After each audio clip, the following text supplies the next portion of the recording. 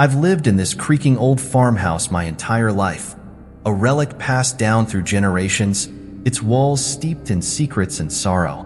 After my mother's passing, I returned here, seeking solace in the familiarity of childhood memories, even as the ghosts of the past began to stir.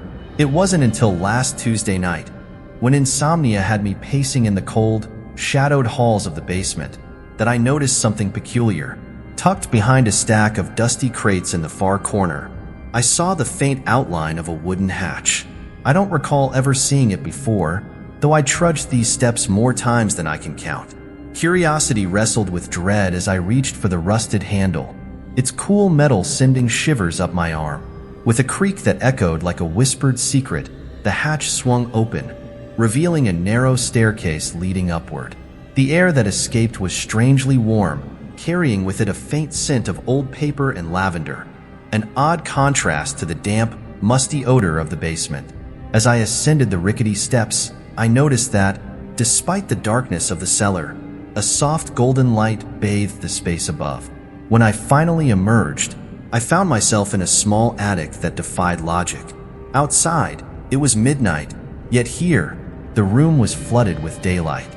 Sunlight streamed through a single, grimy window, illuminating a space filled with forgotten relics.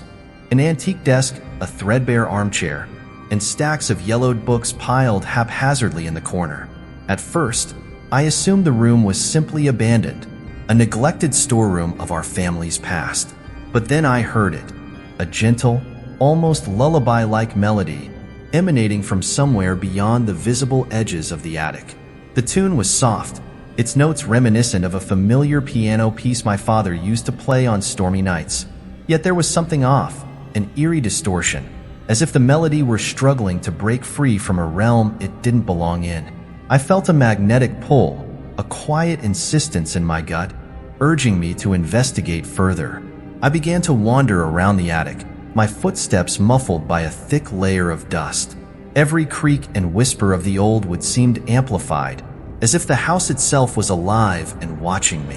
My heart pounded in my ears when I noticed a series of childish drawings scattered on the floor near the desk. They depicted a family portrait, my mother, my father, and a little girl with large, unblinking eyes. But something was distinctly wrong. In every picture, the little girl's eyes were darker, almost bottomless, and her smile curved unnaturally wide. One of the drawings, hastily scrawled in a trembling hand, bore a single sentence at the bottom: "Help me, I'm trapped." I couldn't tell if it was a relic of a long-forgotten family tragedy or a message from beyond. As I stooped to examine the drawing closer, the soft melody in the background seemed to swell, as if it were trying to convey a message I couldn't quite decipher. I spent the rest of that night pacing the attic, torn between the urge to flee and the compulsion to uncover its mysteries. I even found myself calling out, "Hello? Is someone there?" only to be met with silence, save for the persistent, ghostly tune that now echoed like a heartbeat through the room. The following morning, I was a mess. Sleep had abandoned me, leaving me with a mind swirling in half-remembered dreams and a body heavy with dread. I tried to go about my day, but the attic's pull was inescapable. Throughout the day, I caught glimpses of movement in the periphery, a shadow flitting across the edge of my vision, a flash of pale light where there should be nothing. Every creak in the house, every sigh of wind outside, made me wonder if the attic was calling me back. That night, as I lay in bed, the lullaby returned, this time more insistent, reverberating through the walls as though it were coming from every corner of the house. I couldn't sleep. With each passing hour, the sound grew louder, more urgent, until I finally resolved to confront it once again. Armed with nothing but a trembling flashlight and a resolve born of desperation, I retraced my steps back to the basement. My heart hammered as I approached the wooden hatch. With shaking hands, I pried it open. The cool air of the hidden passageway rushed to greet me like the breath of a long-forgotten specter. I descended the narrow staircase slowly, each step echoing like a drumbeat in the silence. When I reached the bottom, I paused to steady myself. The basement was unchanged, damp, cluttered, and dimly lit by a single, flickering bulb. But something was different now. A trail of fine, ashy residue led from the hatch across the concrete floor, glinting eerily in the weak light. I knelt and touched the dust. It was icy, almost otherworldly in its chill, as if it were remnants of something that shouldn't be here. My mind raced with questions. Was this the mark of some unknown presence? Was the attic more than just a hidden room? A portal, perhaps, to a place not meant for the living? I couldn't let it go. Despite my terror, I had to know more. That night, I barricaded the hatch with whatever heavy objects I could muster. A stack of old trunks, a battered filing cabinet, even an antique armoire. I thought that might keep the strange presence at bay. But as midnight approached, the familiar lullaby seeped through the barriers, its notes now interwoven with a discordant, almost desperate plea. I lay awake, wondering if my efforts to block the passage were merely delaying the inevitable. Then, just before dawn, I heard it, a soft, shuffling sound, like tiny footsteps scuttling on loose floorboards. I bolted upright, heart in my throat, straining to listen. The sound wasn't coming from the basement, it was coming from above, from the attic. I crawled toward the hatch and peered into the darkness beyond. For a split second, I thought I saw a figure, a small, hunched silhouette with an aura of innocence marred by something deeply unsettling. A child, perhaps?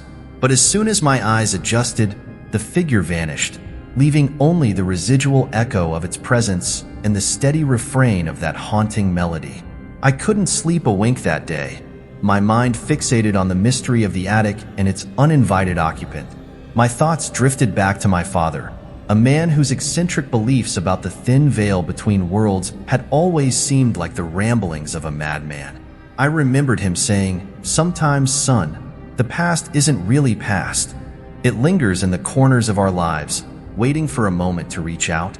At the time, I dismissed it as the ramblings of a broken man. But now, as I stared at the ashy trail and listened to the spectral lullaby, his words echoed in my mind with a frightening clarity. That evening, I returned to the attic, this time armed with a recorder and a notebook.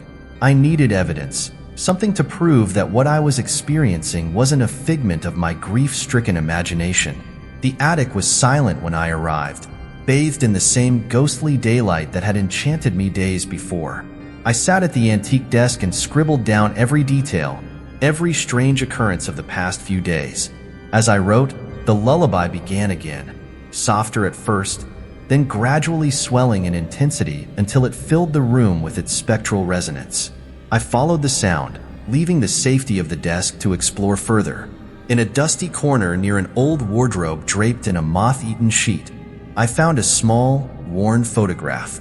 It was faded, almost ghostly, but I could just make out the faces of a family, a smiling couple, a little girl with those unsettling eyes, and in the background, a man whose resemblance to my father was unmistakable. The photo bore no date, yet it radiated an aura of desperate nostalgia.